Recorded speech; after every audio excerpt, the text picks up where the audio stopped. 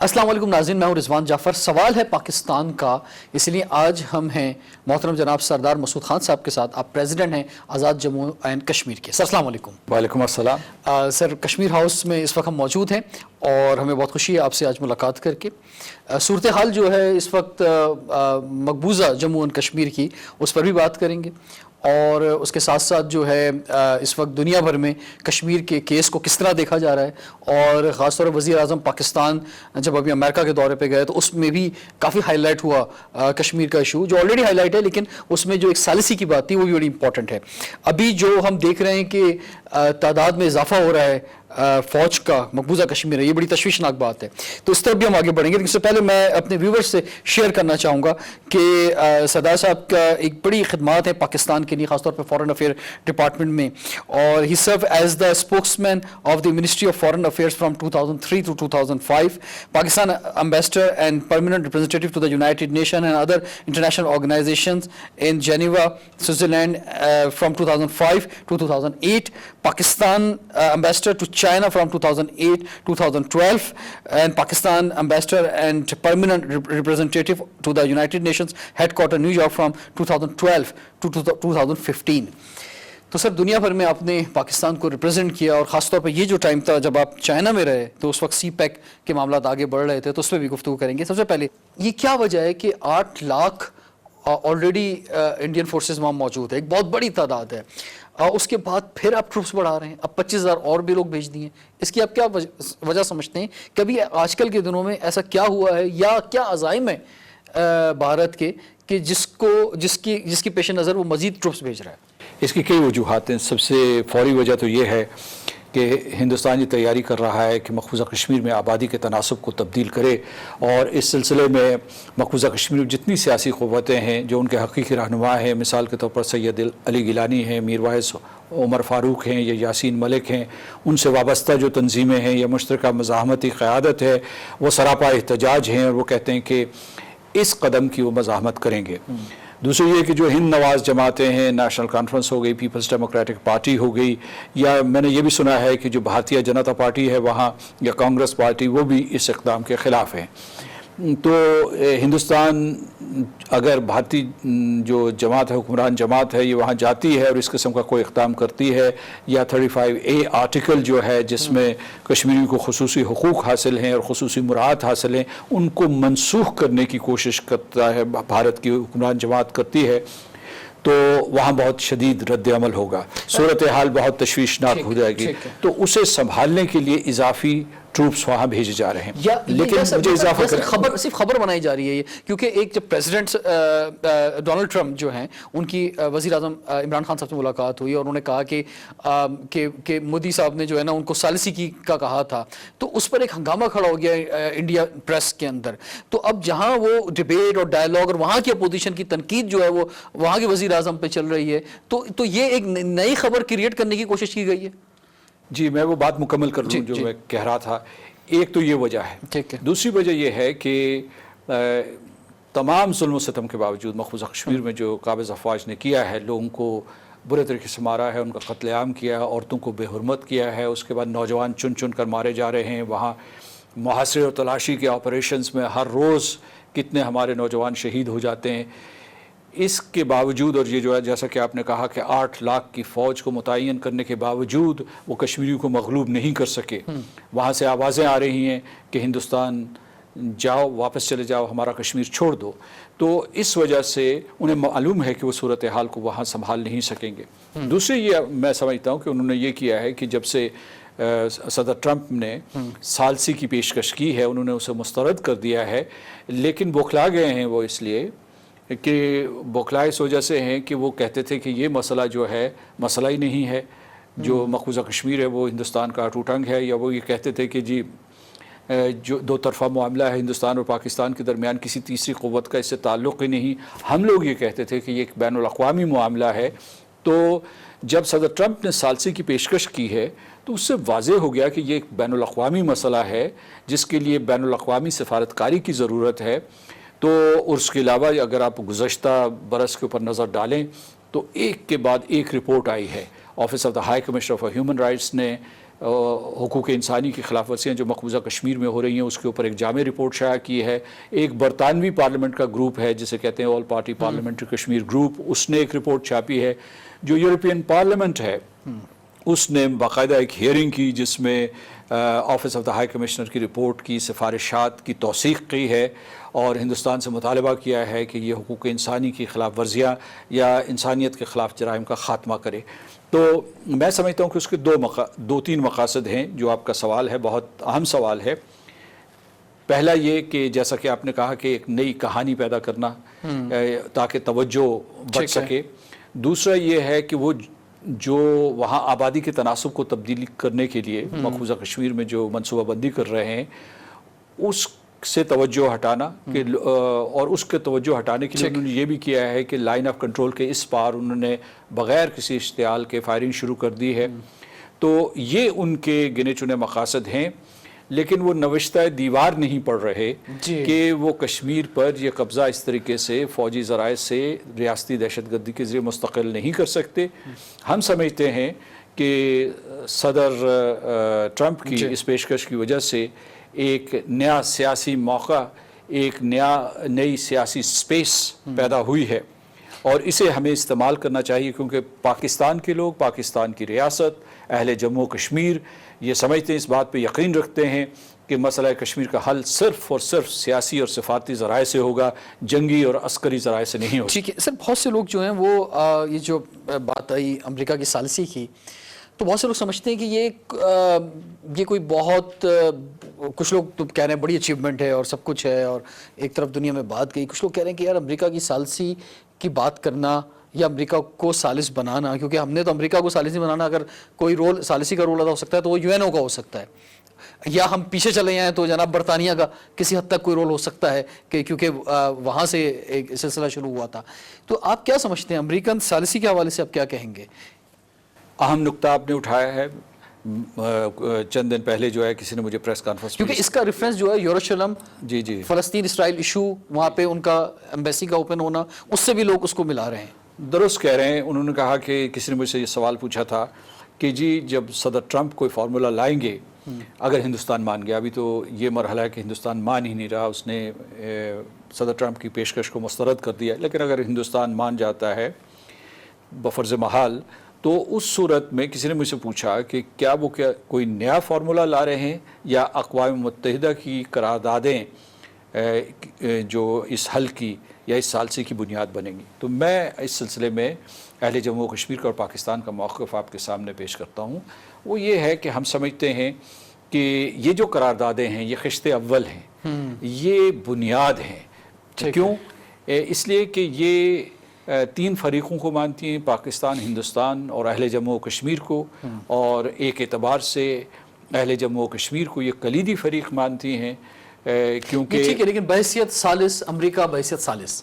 جی میں آپ کو بتا رہا ہوں. تو میں سمجھتا ہوں کہ امریکہ جو بھی فارمولا پیش کرے وہ اس کا جو نقطہ آغاز قراردادیں ہونی چاہیے, کیونکہ یہ ایک جمہوری طریقہ ہے. آپ نے کشمیریوں سے پوچھنا ہے کہ وہ کیا چاہتے ہیں, اور میں سمجھتا ہوں کہ صدر ٹرمپ یا کوئی بھی اور ثالثی کی کوشش جو ہے وہ ایک فیصلہ کشمیریوں کے اوپر یا پاکستان کے لوگوں کے اوپر مسلط نہیں کر سکتے. مثال کے طور پر یہ میں آپ کو بتانا چاہتا ہوں کہ فرض کیجئے کوئی out of the box solution کی بات ہوتی ہے تو اس میں 2-3 شرائط ہیں. ایک یہ کہ اس میں پاکستان مطمئن ہونا چاہیے, ظاہر ہے ہندوستان مطمئن ہونا چاہیے, لیکن اہم ترین نقطہ یہ ہے کہ اہل جموں و کشمیر کی خواہشات اور ان کے مطالبات اور جائز مطالبات اور ان کی ول جو ہے وہ ضرور شامل. سر یہ جو آپ نے آبادی کے تناسب و تبدیلی کی بات کی, جب ہم واپس چلے جاتے ہیں 1947 کے اندر جو بات سامنے آئی تھی, اور خود جب انڈیا گیا تھا اقوام متحدہ میں اور وہاں سے اسے منہ کی کھانی پڑی تھی, وہ الگ بات ہے کہ وہ پریکٹیکل چیزیں نہیں ہو سکیں, تو اس میں استصواب رائے کی بات کی گئی تھی. اور اس میں اگر ہم اس پوزیشن پہ چلے جاتے ہیں تو وہاں پہ امپورٹنٹ بات یہ ہے کہ اس وقت جو آبادی کا تناسب تھا وہ 85% مسلمان تھے. تو کیا آج اگر UN کے تحت یہ رائے شماری ہوتی ہے تو ہمیں کیا دیکھنا ہوگا کہ اس وقت جو لوگ رہتے تھے انہی کی جنریشنز کو ہی ہم لے سکتے ہیں اس کے اندر, یہ نئی آباد کاری جس طرح جو ہے وہ نہیں ہو سکتی, کیونکہ انڈیا کے رول میں بھی موجود رہا ہے کہ وہاں پہ آپ کوئی جائیداد وغیرہ نہیں خرید سکتے.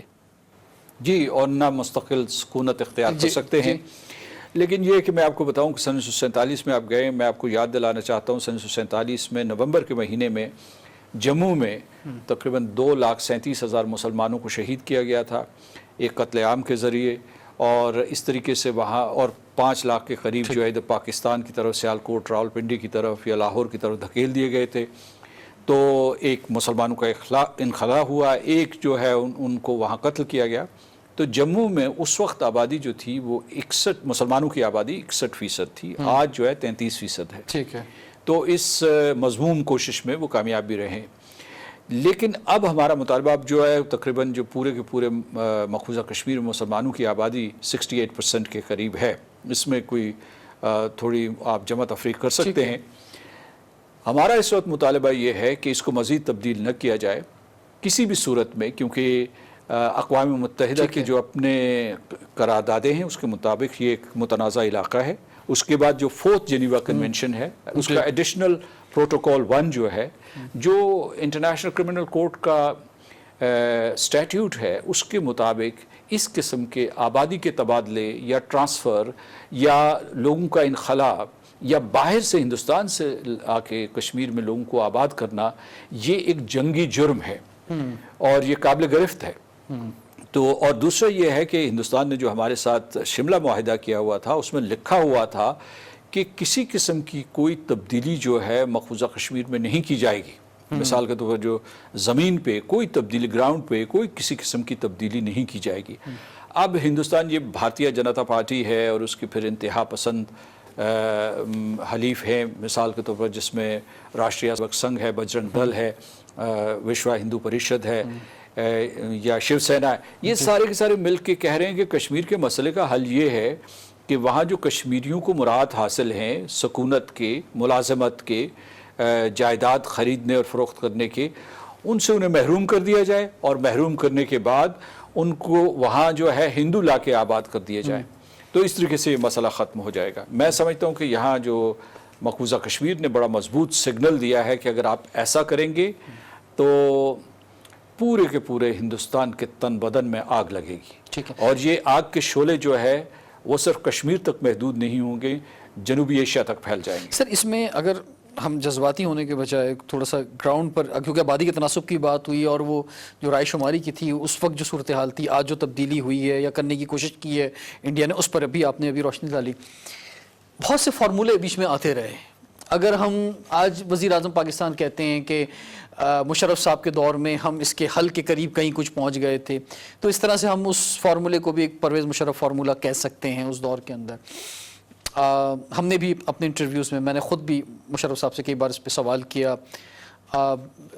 تو یہ فرمائیں سر کہ اس میں اگر ہم اوور آل کشمیر کو یعنی جموں اور کشمیر کو، اور ہم جب اپنے بھی ایریاز کو دیتے ہیں، اس کو ایک پورے کو دیکھنے کے بجائے اگر ہم اس کو ڈسٹریبیوٹ کر دیں علاقے وائز اور اس فارمولے پہ چلے جائیں کہ آج بھی جناب دیکھ لیتے ہیں کہ کہاں کس کی آبادی ہے، اور اس میں ہم یہ قبول کر لیں کہ نہیں ٹھیک ہے جہاں آبادی ہے، اور پہلا فارمولہ جغرافیہ کا تھا جو اس طرف لگتا ہے، یعنی وہ آپ کے بارڈرز کے ساتھ جو علاقے لگتے ہیں اور آبادی کا تناسب وہاں ہندوؤں کا زیادہ ہے یا نان مسلم کا زیادہ ہے، تو ادھر ان کو دے دیے جائیں، اور جہاں مسلم اکثریت ہے وہ ہمارے پاس آ جائے۔ تو اس لیے جو بٹوارہ اگر بنگال کا ہو سکتا ہے، اگر پنجاب کا ہو سکتا ہے، تو کشمیر کا کیوں نہیں ہو سکتا؟ پہلی شرط تو یہ کشمیریوں سے پوچھنا پڑے گا۔ آپ یوں کہ بند کمروں میں جو ہے فارمولے نہیں بنا سکتے اور انہیں ان کے اوپر مسلط نہیں کر سکتے۔ ٹھیک ہے۔ دوسری بات یہ ہے، میں آپ کو بتاتا ہوں کہ جو ہندوستان کیا آمادہ ہے، پہلے تو فریقین کا سفارتکاری کے لیے آمادہ ہونا ضروری ہے۔ ٹھیک ہے۔ ہندوستان آمادہ ہی نہیں، وہ کہتا ہے کہ یہ جو کشمیر ہے، جموں و کشمیر، یہ اس کا اٹوٹ انگ ہے، اور انہوں نے یہ بات جو ہے اپنے آئین میں بھی لکھ دی ہے، اور وہ یہ کہتے ہیں کہ یہ ہندوستان کی ریاست کا حصہ ہے۔ اچھا، یہ وہ کہتے ہیں، وہ تو اس کے اوپر وہ اسے متنازع ہی نہیں مانتے، آپ سے بات کرنے کے لیے تیار نہیں ہیں، نہ کشمیریوں سے بات کرنے کے لیے تیار ہیں، نہ پاکستان سے بات کرنے کے لیے تیار ہیں، نہ بین الاقوامی برادری کی ثالثی قبول کرنے کے لیے تیار ہیں۔ تو آپ کیوں یک طرفہ رعایت کریں گے، اور وہ بھی قبل از وقت؟ کہ مطلب ہے کوئی ٹیبل پہ بیٹھا ہی نہیں، تو آپ یہ کہہ رہے ہیں کہ اپنی پوزیشن کو آپ آہستہ آہستہ جو ہے وہ کم کرتے چلے نہیں سر، میں تو اس فارمولے کی بات کر رہا ہوں کہ جس پہ بات کی جاتی ہے کہ جناب کہ ہم کہیں کسی نتیجے پہ پہنچ رہے تھے، ورنہ تو ڈیبیٹ ہی چلتی رہے گی اور یہ جنگ ہی چلتی رہے گی. نہیں، میں آپ کو بات بتا رہا ہوں کہ اس میں جو اصل اور مرکزی فریق ہے وہ کشمیری ہے، اور کشمیری قربانیاں دے رہے ہیں، لہو دے رہے ہیں. ٹھیک ہے، یہ جذباتیت کی بات نہیں ہے. آج آپ اور میں بیٹھے ہیں، محاصرے و تلاشی کا ایک آپریشن ہوا ہوگا، اس میں جو ہے کہ نوجوان اپنی زندگیاں کھو بیٹھے ہوں گے، اور یہ سال بدترین سال رہا ہے، اور اس میں کتنے لوگ 300 کے قریب لوگ مارے گئے ہیں، نوجوان نہتے غیر مسلح بغیر کسی ہتھیار کے مارے گئے ہیں. اور جو پیلٹ گن کے تحت جو زخمی ہوئے ہیں وہ الگ ہے، اور پیلٹ گن کے ذریعے جو ان کو بصارت سے محروم کر دیا گیا ہے. تقریباً پچھلے 2.5 سال میں کوئی میرا خیال ہے کہ 1000 سے لوگ 1200 کے قریب جو ہے بالکل اندھے ہو چکے ہیں، 6000 کے جسم چھلنی ہیں. تو یہ لوگ جنگ آزادی لڑ رہے ہیں، لہٰذا ہمیں بڑے محتاط اور ذمہ دار سفارتکاری کا مظاہرہ کرنا ہے کہ کوئی ایسے سودے کے بارے میں یا کسی ایسے حل کے بارے میں نہ سوچیں جو ان کے لہو کی توہین کرے، شہیدوں کے لہو کی توہین. اچھا، ایک اور چیز میں اس میں آپ کو بتاتا ہوں، یہ فارمولہ نیا نہیں ہے. سن 1952 میں ایک ہوتے تھے آسٹریلیا کے، ایک اقوام متحدہ کی طرف سے ایک نمائندے تھے، ان کا نام سر اوون ڈکسن تھا. تو انہوں نے یہ فارمولہ دیا تھا، چناب کا نہیں چناب کا نہیں، انہوں نے کہا تھا کہ یہ جو مختلف خطے ہیں کشمیر کے، ہندو میجورٹی کے اور اس کے بعد جو مسلم میجورٹی کے، ان میں الگ سے رائے شماری کروا دی جائے، اور وہ بھی ایک، لیکن اس کو بھی قبولیت حاصل نہیں ہوئی. جو مشرف صاحب کا فارمولہ تھا وہ اصل میں صورتحال کو جوں کا توں برقرار رکھنے کا تھا، جس کو سٹیٹس کو کہتے ہیں. اس میں کوئی تبدیلی نہیں آنی تھی، بلکہ یہ تھا کہ جی شاید وادی کشمیر کو مطلب ہے جموں اور لداخ ان کے پاس رہیں گے، گلگت بلتستان اور آزاد کشمیر ہمارے پاس رہیں گے. جو وادی کشمیر جو ہے اسے محدود قسم کی آزادی دے دی جائے گی، لیکن اس کے اوپر ایک جوائنٹ کنٹرول ہوگا پاکستان کا اور ہندوستان کا، اور افواج جو ہے وہ سرحدوں سے پیچھے ہٹا دی جائیں گی، اور جو سرحدیں ہیں وہ بے معنی ہو جائیں گی. اچھا، یہ جو ہے یہ بڑا پرکشش لگتا ہے، لیکن جب آپ اسے عملی جامہ پہنانے کی کوشش کریں اس فارمولے کو تو بہت دقتیں ہوگی. چلیے اسی سے شروع کر دیجئے گا. کیا اعتماد کی اتنی فضا کبھی بحال کی جا سکتی ہے کہ دونوں افواج تیار ہو جائیں کہ وہ اپنے دستے پیچھے ہٹا لیں؟ تو میرے کہنے کا مطلب یہ ہے کہ کھلی آنکھوں کے ساتھ، بھرپور فہم و فراست کے ساتھ، اور اس کے بعد کشمیریوں کی قربانیوں کو مد نظر رکھتے ہوئے آپ سفارتکاری کریں. اچھا، دوسرے میں آپ کو ایک بات بتا رہا ہوں کہ کشمیری آج تک کیوں مارے جا رہے ہیں اور کیوں کٹ رہے ہیں، اس کی بنیادی وجہ ان کی پاکستان سے وابستگی ہے. ٹھیک ہے، ابھی بھی جو نعرے بلند ہو رہے ہیں ان میں سے ایک نعرہ میں آپ کو بتاتا ہوں، وہ یہ ہے، اور آج کل بلند ترین نعرہ ہے کہ ہم پاکستانی ہیں، پاکستان ہمارا ہے. اور وہاں کا جو نوجوان لڑکا ہے وہ خود تو گولی سے نیچے گر جاتا ہے، لیکن گرتے گرتے پاکستان کے جھنڈے کو بلند رکھتا ہے. سبحان اللہ. جی، تو میں یہ کہتا ہوں اور جب وہ دفن ہوتا ہے تو وہ جھنڈے کے اندر ہی دفن جھنڈے کے اندر دفن ہوتا ہے، اور جب اس کے جو فیونرل ہوتا ہے اس میں جب لوگ جاتے ہیں تو پورے کے پورے اجتماع کا رنگ ہرا ہو جاتا ہے پاکستانی جھنڈوں کی وجہ سے. تو میرے کہنے کا مطلب یہ ہے کہ اس وجہ سے، ان کی ان قربانیوں کی وجہ سے، ان کی پاکستان سے اس محبت اور وابستگی کی وجہ سے ہماری ذمہ داریاں جو ہے وہ دو گنا ہو جاتی ہیں. بالکل بالکل. ٹائم ایک بریک کا ہو رہا ہے، اور بریک کے بعد خاص طور پہ ہم اس طرف بڑھیں گے کہ جو ظلم اور زیادتی وہاں پہ ہو رہی ہے اس کی نشاندہی پریزیڈنٹ صاحب نے ابھی کی، اور دنیا جانتی ہے، لیکن دنیا کیا اس طرح اس کا اظہار کرتی ہے؟ وہ لوگ جو بہت درد محسوس کرتے ہیں کسی ایک جگہ، کسی چھوٹے واقعے کے اوپر کہ انسانی حقوق کا جناب بہت بڑا ظلم ہو گیا، تو وہ یہاں جو اتنی بڑی زیادتی ہو رہی ہے اس پر کیوں عالمی طاقتیں کھل کر بات نہیں کر رہی؟ بریک کے بعد کنٹینیو کرتے ہیں. Welcome back. سوال ہے پاکستان کا، اس لیے آج ہم ہیں آنریبل سردار مسعود خان صاحب کے ساتھ، پریزیڈنٹ ہیں آزاد جموں اینڈ کشمیر کے. سر، آپ نے زبردست انداز میں نشاندہی کی جو جس طرح ظلم اور زیادتی کشمیر میں ہو رہی ہے. ڈفرینٹ فارمولاز کی بھی ہم نے بات کی ابھی کہ کیا بہتر فارمولا ہو سکتا ہے، اور امریکہ کی سالسی جو بھی سامنے آئی ہے اور اس پہ ڈائلاگ اور ڈبیٹ، اور انڈیا میں تو ایک بڑا اپوزیشن نے ایک سوال اٹھا دیا ہے، اور وہاں کا میڈیا بھی چیخ رہا ہے، اور اس میں تمام عالمی طاقتوں کو جو ہے سالسی کی پیشکش کرنی چاہیے. میں سچ آپ سے جاننا چاہوں گا کہ یہ ثالثی کی بات کبھی کبھی آ جاتی ہے، ٹھیک ہے کہ جناب یہ 2 ملک بیٹھیں، لیکن جو ظلم اور زیادتی، خطرناک طرح کی جو ظلم اور زیادتی انڈیا مقبوضہ کشمیر میں کر رہا ہے، اس پر جو ہے عالمی طاقتیں یا انسانی حقوق کے ادارے وہ کیوں خاموش رہتے ہیں؟ میں آپ کو اس کی وجہ بتاتا ہوں. ایک تو یہ ہے کہ ان کے یہ جو عالمی طاقتیں ہیں ان کے ہندوستان کے ساتھ بہت گہرے تعلقات ہیں، ان کے معاشی مفادات ہندوستان کے ساتھ وابستہ ہیں، ان کے اسٹریٹجک مفادات ہندوستان کے ساتھ وابستہ ہیں. ایک تو یہ بڑی وجہ ہے جس کی وجہ سے وہ خاموش ہیں، اور دوسرے یہ کہ وہ ہندوستان کے عدسے سے پوری کی پوری صورتحال کو دیکھتے ہیں اور کشمیر کے سلسلے میں وہ خاموش رہتے ہیں. یہ میں حکومتوں کی بات کر رہا ہوں. جو غیر حکومتی تنظیمیں ہیں، جو حقوق انسانی کی تنظیمیں ہیں، انہوں نے کھل کر لکھا ہے. اس میں ایمنسٹی انٹرنیشنل ہے، ہیومن رائٹس واچ ہے، فزیشنز فار ہیومن رائٹس ہے، کرائسس واچ ہے. ان سب لوگوں نے کھل کے لکھا ہے کہ وہاں پیلٹ گن کا استعمال ہو رہا ہے، وہاں کالے قوانین کا استعمال ہو رہا ہے. بلکہ یہ کہ ابھی جو ایمنسٹی انٹرنیشنل کی رپورٹ جو ہے وہ شائع ہوئی تھی، تو ہندوستان نے ایمنسٹی انٹرنیشنل کی وہ رپورٹ ریلیز نہیں ہونے دی وہاں، بلکہ ایمنسٹی انٹرنیشنل کا داخلہ بند ہے. اچھا، اسی طریقے سے جو میں نے ابھی تھوڑی دیر پہلے ذکر کیا کہ جو اقوام متحدہ میں office of the high commissioner for human rights ہے، انہوں نے بڑی جامع رپورٹ شائع کی گزشتہ برس، اور ہندوستان نے اس مرتبہ اتنا زور ڈالا وہاں جو high commissioner for human rights ہے مشیل بیکلے کے اوپر کہ اس مرتبہ رپورٹ نہیں آنی چاہیے، لیکن انہوں نے اس دباؤ کو قبول نہ کیا اور انہوں نے رپورٹ شائع کر دی ہے. یہ میں آپ کو ایک اور چیز بتانا چاہتا ہوں. دوسرا یہ ہے کہ جو برطانوی پارلیمنٹ ہے اس نے بھی ایک رپورٹ شائع کی، اور جو ہے یورپین پارلیمنٹ بھی اس سلسلے میں دلچسپی لے رہی ہے. ابھی 2 دن پہلے ہی بلکہ جو ہے یورپین یونین کا ایک ڈیلیگیشن آیا ہوا تھا جو میرپور راولہ کوٹ گیا، اسلام آباد میں اس کی ملاقاتیں ہوئی، چیئرمین کشمیر کمیٹی سے ان کی ملاقات ہوئی، اور اس کے بعد وزیر خارجہ شاہ محمود قریشی صاحب سے ہوئی. تو ان میں دلچسپی ہے.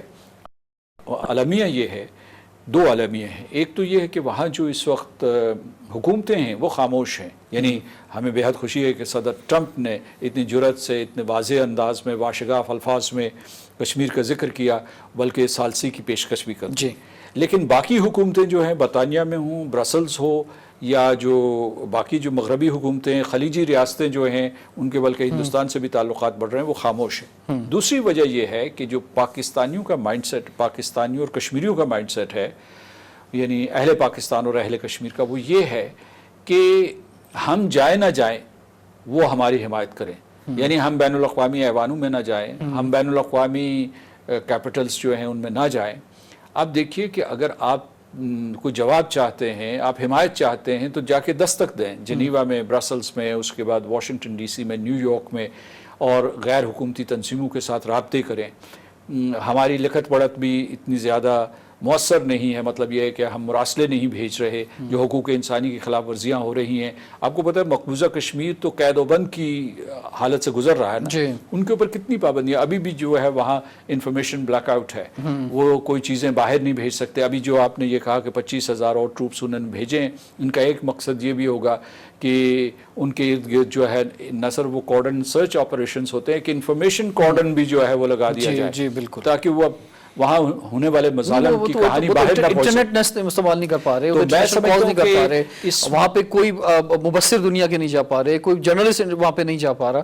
مقصد ایک بہت بڑے ظلم اور زیادتی ہے، اور ان کو ایسے ہی ہے کہ جیسے کسی کو جیل میں قید کر دینا، درست، اور ان سے جو ساری چیزیں، سارے حقوق جو ان سے لے لینا، اور پھر صرف قید نہیں کر دینا بلکہ روزانہ لاشیں گرانا. درست. تو میں یہ کہتا ہوں کہ آپ بالکل درست کہہ رہے ہیں، لیکن کچھ دوش ہمارا بھی ہے. اچھا، یہ جو ہمارا دوش ہے، اس میں جو پچھلی گورنمنٹ کی اگر بات کریں، اور اس میں وزیر نواز شریف صاحب جو وزیر اعظم تھے، ان کا وزیر خارجہ نہ رکھنا، اور ایک 4 سال تک ایک آپ کی لیڈر نہ ہونا وزیر خارجہ، آپ سمجھتے ہیں کہ اس میں بھی بڑا نقصان ہوا پاکستان کے کیس کا؟ میں یہ نقطہ آپ کے سامنے پیش کرنا چاہتا ہوں کہ سن 1972 سے لے کر اب تک ہم نے 2 طرفہ تعلقات اور 2 طرفہ سفارتکاری پہ زیادہ انحصار کر لیا. اسی لیے پہلے جو ہے کمپوزٹ ڈائلاگ پروسیس کا آغاز ہوا، پھر اب کمپریہنسو ڈائلاگ کے لیے ایک قسم کا 10 نکاتی ایجنڈا طے ہوا. ہندوستان تو آپ کو فریب دے گا، دھوکہ دے گا، وہ کبھی بھی آپ سے صحیح قسم کے مذاکرات نہیں کرے گا کشمیر کے سلسلے میں بالخصوص. باقی چیزوں کے اوپر وہ کر سکتا ہے، اعتماد سازی کے اوپر کر سکتا ہے، تجارت کے اوپر کر سکتا ہے، لیکن اس کے اوپر نہیں کرے گا. میں آتا ہوں کہ ہمارا کیا قصور یا کمی ہے. وہ یہ ہے کہ ہم نے جو بین الاقوامی سطح پہ ایک دباؤ پیدا کرنا تھا، سفارتی اور سیاسی دباؤ پیدا کرنا تھا، اس پہ اتنی محنت نہیں کی جتنی کہ ہمیں کرنی چاہیے. میں خود اقوام متحدہ میں رہا ہوں اور دفتر خارجہ آج بھی کام کر رہی ہے. میں دفتر خارجہ کی اس لیے تعریف کرنا چاہتا ہوں کہ اس مرتبہ جب یہ رپورٹ تھی office of the high commissioner for human rights کی، اس کو دبانے کے لیے ہندوستان نے سر توڑ کوشش کی، لیکن ہمارے دفتر خارجہ نے اسے ناکام کر دیا. تو دفتر خارجہ پس پردہ کام کرتا رہتا ہے. ہم ہر ایوان میں آواز بلند کرتے ہیں، لیکن جو کشمیر کے سلسلے میں کوشش ہونی چاہیے وہ شہریوں کی سطح پہ ہونی چاہیے، وہ پریشر گروپس کی سطح پہ ہونی چاہیے، وہ ہمارے اکیڈمکس جو ہیں یا جو انٹلیکچوئلز ہیں یا اس کے بعد ذرائع ابلاغ کے لوگ ہیں، وہ مختلف جگہوں پہ جائیں، سول سوسائٹی کے ساتھ ملاقات کریں، مختلف پارلیمنٹ سے ملاقات کریں. تو اس میں تو یہ اسی وقت ممکن ہے کہ جب حکومت وقت جو بھی ہے اس کے یہ ایجنڈا نمبر 1 ہو، اور اس میں بجٹ سے لے کر ہر چیز جو ہے اس میں فوکس کیا جائے تو ہی ہو سکتا ہے. یہ درست کہہ رہے ہیں، اور یہ آپ کی طرف سے ایک تجویز بھی ہو سکتی ہے. لیکن میں آپ کو بتاؤں کہ پاکستان ہمیشہ ماضی قریب میں بھی اور ماضی بعید میں بھی ہمیشہ کسی نہ کسی اندرونی خلفشار کا شکار رہا ہے، یا سیاسی عدم استحکام کا شکار رہا ہے، یا معاشی بحران کا شکار رہا ہے. تو نازک دور سے ہم ہمیشہ گزرتے رہے، ہم نازک دور سے گزرتے رہے ہیں. الحمدللہ ہم نے اچھا خاصا سفر طے کر لیا ہے. کل بھی جب میں آپ کی یوتھ پارلیمنٹ سے خطاب کر رہا تھا تو میں نے لوگوں کا حوصلہ بندھایا کہ جوہری ریاست بن گئے ہو. 32 ملین آپ کی آبادی تھی سن 1947 میں، اب آپ جو ہیں وہ کوئی 212 ملین ہیں. اس کے باوجود آپ نے اپنی آبادی کو کبھی بھوکا نہیں رکھا. اور اس کے بعد آپ کی جو بار پرچیسنگ پیرٹی ہے اس کے تحت جو ہے آپ اس وقت 24ویں نمبر پہ دنیا میں. اور یہ پیشگوئی کی جا رہی ہے، پیشنگوئی کی جا رہی ہے کہ سن 2050 تک ممکن ہے آپ دنیا کی 10 بڑی ریاستوں میں ہوں. تو مایوسی کی میں بات نہیں کر رہا کہ مطلب آپ نے یہ سفر کیا، لیکن یہ بھی میں نے کہا تھا کل آپ سے کہ یہ آپ کی منزل نہیں ہے. منزل آپ کی بہت بلند ہے، اور آپ کا سفر کٹھن ہے اور لمبا ہے، اور آپ کو یہ جاری رکھنا چاہیے، نوجوانوں کو بالخصوص. تو میں یہ کہوں گا کہ مایوسی کی بات نہیں ہے. میں سمجھتا ہوں کہ ہندوستان سے خائف ہونے کی ضرورت نہیں ہے، اس کے ظلم و ستم سے ڈرنے کی ضرورت نہیں ہے. اور کشمیریوں نے بھی قسم کھائی ہوئی، اور اہل پاکستان نے بھی، کہ ہم کشمیر کو آزاد کروا کے رہیں گے. ٹھیک ہے سر. اس میں ایک جو ہم یورپ میں دیکھتے ہیں کہ یورو کرنسی کی اگر بات کریں یا شینگن ویزے کی ہم بات کریں تو اس حوالے سے اس فارمولے پر بھی بہت بات ہوتی ہے کہ کوئی بھی ملک اکیلا ترقی نہیں کرتا، ریجن ترقی کرتے ہیں. تو اس یہ ریجن کشمیر کا ایشو ہوتے ہوئے تو ممکن نہیں ہے کہ آگے ہم بڑھ سکیں، کیونکہ سب سے پہلے ہمارا جو آبجیکٹو ہے وہ کشمیر کا مسئلہ حل کروانا ہے. اس کے بعد ٹھیک ہے باقی باتیں ہوں گی، لیکن اس میں بھی بڑے ڈائلاگ چلتے ہیں. تو سر یہ سوال آپ کے سامنے رکھیں گے. اور دوسرا، ہمارے جو چاروں طرف جو ہمارے بارڈرز ہیں، چاہے افغانستان کی بات ہو یا چائنا کے ساتھ جو ہمارے تعلقات ہیں، اور پھر دنیا اس کو کس طرح سے دیکھ رہی ہے، سی پیک کو آج کس طرح سے دیکھا جا رہا ہے، کیونکہ بہت اچھا ٹائم آپ نے چائنا میں گزارا ہے. تو اس پر بھی ہم بات کریں گے، لیکن بریک کے بعد سوال ہے پاکستان کا. خطے سے تعلق رکھتے ہیں. میں آپ کو ایک اور مثال دیتا ہوں. جب یہ چین پاکستان اقتصادی راہداری کا آغاز ہوا تو ہندوستان نے اس کی بھرپور مخالفت کی، اور بلکہ یہ ہے کہ انہوں نے رقوم مختص کی کہ اسے کس طریقے سے سبوتاج کیا جائے انٹیلیجنس آپریشنز کے ذریعے. یہ جو کلبھوشن یادو ہے اس کا ایک حصہ ہے جو اسی پورے کے پورے منصوبے کا. اس کے بعد چین سے جا کے شکایت کی، جا کے صدر شی جن پنگ سے نریندر مودی نے شکایت کی، لی کھچیانگ سے شکایت کی کہ جناب آپ سپیک نہ کریں، یہ بہت بڑا گناہ سرزد ہوگا آپ سے. ہم نے یہ کہا ہندوستان کو کہ یہ آپ کے بھی فائدے میں ہے. خطہ جڑے گا، سڑکیں بنیں گی، پل بنیں گے، اس کے بعد پورٹس اور ایئرپورٹس بنیں گے، ہمارے رابطے بڑھیں گے، ایک جو ہے علاقائی منڈی کا ابھرے گی. تو لیکن ہندوستان اس کے اوپر ماننے کے لیے تیار نہیں ہے، بلکہ وہ بعض دوسرے ممالک کے ساتھ مل کے BRI belt and road initiative اور چین پاکستان اقتصادی کا راستہ روکنے کے لیے، اقتصادی راہداری کا راستہ روکنے کے لیے کوششیں کر رہا ہے. اس میں وہ کامیاب نہیں ہو رہا، لیکن اس سے اس کی نیت کا پتہ چلتا ہے. آج آپ کیا دیکھتے ہیں سی پیک کا اب کیا مستقبل ہے آج کی تاریخ میں جو صورتحال ہے؟ میں سی پیک سے پہلے یہ آپ کو بتانا چاہتا ہوں کہ آپ کے امریکہ کے ساتھ بھی تعلقات اچھے ہونے چاہیے، اور جو ابھی امریکہ کے ساتھ آپ کے تعلقات بہتر ہو رہے ہیں افغانستان کی وجہ سے، جی اس سے دو طرفہ تعلقات جو ہوں، سیاسی ہوں، معاشی ہوں یا اسٹریٹجک ہوں، اس کے اوپر بھی مثبت اثرات مرتب ہوں گے۔ ٹھیک ہے، اور یہ چین کے لیے بھی اچھا ہے، یعنی چین نے آپ نے دیکھیے کہ نہ صرف اس سلسلے میں حوصلہ افزائی کی ہے، ان کی بھی ترجیحات میں یہ ہے کہ آپ امریکہ کے ساتھ اپنے تعلقات کشیدہ نہ کریں بلکہ بہتر کرنے کی کوشش کریں، اور چین کے ساتھ آپ کے جو تعلقات ہیں وہ بہت مضبوط ہیں اور اسٹریٹجک تعاون کے تعلقات ہیں، ان کو کوئی طاقت ان کو کمزور نہیں کر سکتی۔ آپ نے سپیک کے بارے میں پوچھا، تو میں سمجھتا ہوں کہ جو چین پاکستان اقتصادی راہداری ہے، یہ ایک بہت بڑا منصوبہ ہے، یہ ضرور کامیاب ہوگا۔ اس کے بہت سے کم لوگوں کو یہ پتہ ہے کہ اس کے بہت سے منصوبے کامیاب ہو چکے ہیں۔ ان کو ارلی ہارویسٹ پروجیکٹ، جو پہلی فصل کے منصوبے تھے، وہ مکمل ہو چکے ہیں، کچھ زیر تکمیل ہیں، اور کچھ جو ہے سن 2020 سے 2030 تک مکمل ہوں گے۔ ٹھیک، تو یہ سارے کے سارے پروجیکٹ مکمل، یہ آپ کے لیے خوشخبری ہے، سب کے لیے ایک نوید ہے کامیابی کی۔ لیکن میں آپ کو ایک اور بات یہ کہنا چاہتا ہوں کہ میں نے کہا تھا کہ پاکستان اپنے آپ کو ایک بڑا ملک سمجھے، تو اس تناظر میں یہ کہوں گا کہ یہ جو سپیک ہے، یہ پاکستان کے معاشی منصوبوں کا، یہ معاشی ترقی کے لیے ایک سبسٹیٹیوٹ نہیں ہے، یہ اس کا متبادل نہیں ہے۔ پاکستان اس سے بہت بڑا ہے، پاکستان کی استعداد بہت بڑی، آپ اسے جو ہے ایک کیٹلسٹ کے طور پر استعمال کریں، اسے ایک لانچنگ پیڈ کے طور پر استعمال کریں اور اپنا صحیح مقام حاصل کریں۔